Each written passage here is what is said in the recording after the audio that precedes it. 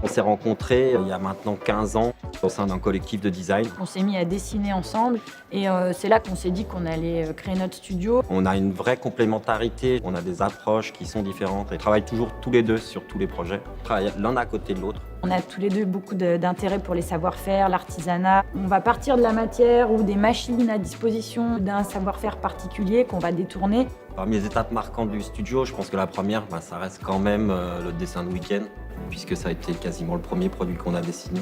Une autre étape qui a peut-être révélé une de nos facettes qui est quand même assez importante, c'est le travail de la matière, de l'auto-édition. On a créé une collection qui s'appelle By Hands en 2015. On a entièrement réalisé toutes les pièces à la main. Il y a un objet de cette collection qui est la lampe ombre portée. Elle a été achetée par le Mobilier National. Elle est maintenant sur le bureau du président de la République. Donc c'est vrai que pour nous, c'est quand même une belle récompense.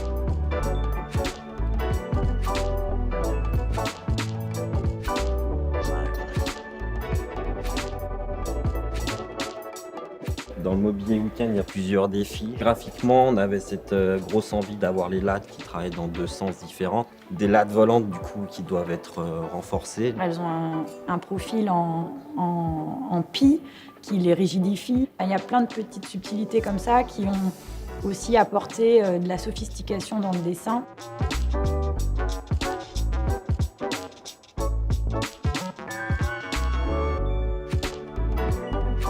Ce qui est primordial dans la relation avec un éditeur, c'est le dialogue.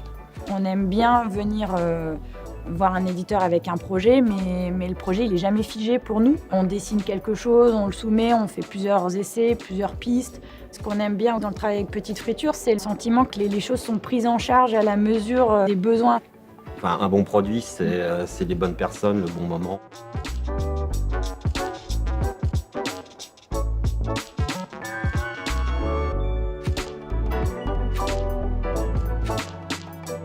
Les vrais enjeux, si on continue à faire du design, c'est vraiment de faire des produits durables et qui se transmettent. Le fait qu'un objet reste longtemps, c'est qu'il est capable de traverser, de ne pas se démoder, de rester toujours actuel, de faire durer les choses et de ne pas forcément répondre à une mode du moment. Faire des produits qui puissent durer, qui puissent s'inscrire dans le temps, qui sont bien faits.